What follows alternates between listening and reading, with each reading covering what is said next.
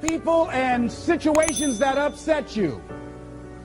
See, there's some people that know just how to push your button. They know just what to say. But I'm not going to expend any energy arguing with anybody. Life is too short, ladies and gentlemen, and unpredictable. I don't want to spend my time arguing with anybody, so I avoid situations that will get me upset. I don't argue with people. Draw the line, ladies and gentlemen. There are certain things that we just go through life just taking, and at some point, you just got to draw the line and just say enough is enough. You got to do that with yourself. One negative stroke is 16 times more powerful than a positive stroke. And if you have people around you who are not sensitive to who you are, and the people that can hurt you the most, ladies and gentlemen, are the people that you love. That you love. They're the ones that you're vulnerable to. They're the ones that can get to you. And if they're insensitive, I don't care who they are. See, if you don't draw the line with people, if you just let them run rampant in your life, and you let things happen to you that you don't feel good about, if you continue to allow it to happen, you won't feel good about yourself. Your image of yourself will erode. So you've got to draw the line. Why do people just go to a job where they're miserable, day in and day out? Why do people stay together and they're miserable, sleeping in separate rooms, or arguing, or the only thing they have in common is paying the bills? Don't talk, don't communicate, don't share anything together. Day in and day out, as short and unpredictable that life is, being mean to each other. Why do people do that? Known hells are preferable to strange heavens because it's familiar. See, life is rough, ladies and gentlemen. It's rough, and it's scary. It's scary growing. It's scary taking a chance. It's scary acting on your intuition, on your guts. It's scary. It's frightening. There are people that are tolerating things right now, and they're immobilized by fear. They can see the hammer coming, and they're afraid to even move because it's scary. To go against the dominant thinking of your family, friends, and those people you associate with every day is perhaps the most difficult act of courage you will ever perform. See, when you start growing, when you start changing the way you walk, the way you talk, the way you act, the way you respond to things, the way you use your time, when you start saying, no, I can't do that. Why? You're too busy. You don't have the time. No, I have my own agenda. So if people can put you on a guilt trip, they will. And use you and abuse you over and over and over again. You got to draw the line. You have to draw the line on them. Don't go through life feeling like you're powerless. Victims are people that are powerless. You're not powerless. You are powerful. You direct the power in your life. Whatever your life is right now, it is a duplication of your consciousness. It's a result of how you have decided to use your power. That's all it is. That's not who you are. That's just a perverted use of your power that you aren't satisfied with. And you've got the power to change that. Wherever you are, how, I don't know. But I know you've got the power to do that.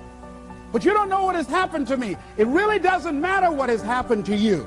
See, the only thing that really matters is what are you going to do about it? That's all that matters. That's all that matters. You can allow it to destroy you, or you can allow it to build you up. We never get to a level where we feel that there's nothing else for us to do, that we've achieved a certain number of goals and we figure that we're through. No, no. You don't want to stay there and celebrate too long like a lot of people do. When they do something they consider outstanding, they go around talking about what they used to do. See, let me tell you, I used to do this and I used to do that. Excuse me, used to be's don't make no honey. What are you doing now? You're still here breathing. That means you've got some more to give. Doesn't matter how old you are, doesn't matter about where you are, doesn't matter about what you have, doesn't matter about what you've done.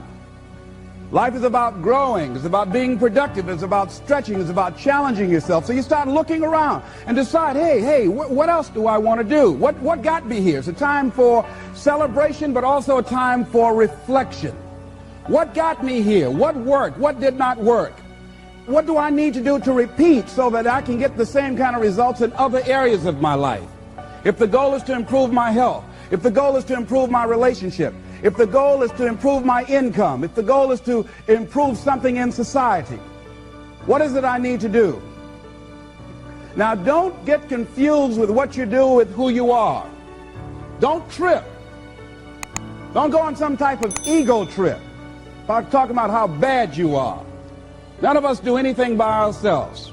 Develop an appreciation for external support as well as good fortune, because all of those things play a role. The other thing is, don't go overboard celebrating. You must meet with triumph and disaster and treat those two imposters just the same. You look at it, hey, I did it. I feel good about that. Now you're moving on to the next thing. Things did not work out the way you wanted them to work out. You didn't produce the results you wanted to produce. Hey, miss that. Win some, you lose some. Next, moving right on. Don't confuse who you are with what you do. And make your mind fertile ground for the seeds of opportunity. Think, if you want to experience a sense of fulfillment, you've got to have an open mind so that ideas can come in there and take root and grow. So part of beginning to have fertile ground, you know, you got to break that ground up. You got to break up that hard crust. Because if you don't, seeds will fall there and the wind can blow them away, the winds of doubt. When you're set in your mind and you refuse to grow and you're not open to new ideas, new methods, new ways of doing things, if your mind is already fixed, you become stagnant. You can't grow. You can't have a sense of fulfillment. You become extremely cynical and negative about everything. You know it all. So you want to begin to look at life and have a sense of curiosity, not know it all. You want to keep learning, keep growing. Realize that we had a theme. You never find out how much you know until you find out how little you know. And there are some people you can't tell anything. They have all the answers. Oh, I've already done that. So many of us count ourselves out of things prematurely. You don't know what the possibilities are up in there. So you want to be open, you want to continue to learn, you want to continue to grow, you want to begin to know that there are unlimited ideas out here waiting for you to latch on to them. And if you don't take advantage of them when they come your way because you're so closed-minded, do understand somebody else will. And we've all had ideas that we did not act on and looked around and somebody else had the idea and gone with it. So be open and receptive. Become involved in life.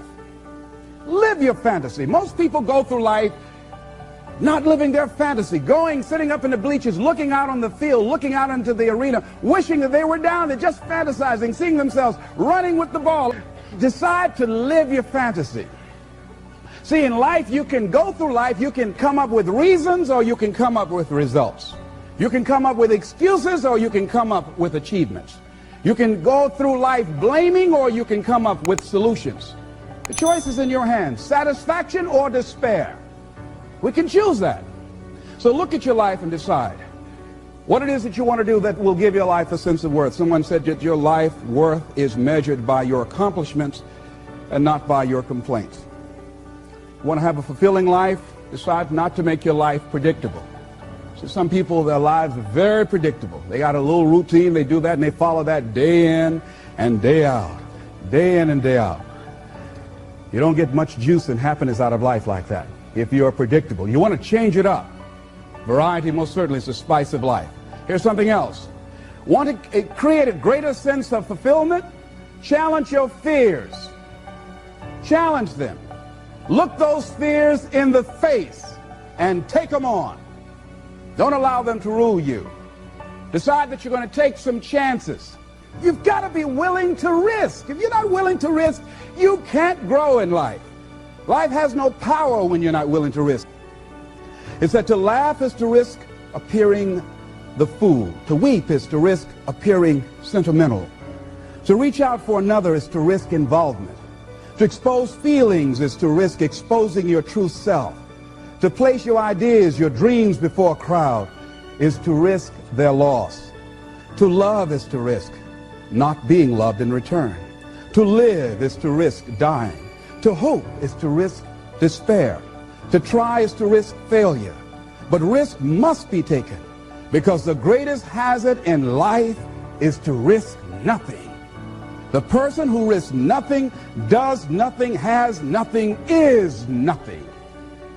They may avoid suffering and sorrow, but they cannot learn, feel, change, grow, love, and live. Chained by their certitudes, they are a slave. They have forfeited their freedom. Only a person who risks is free.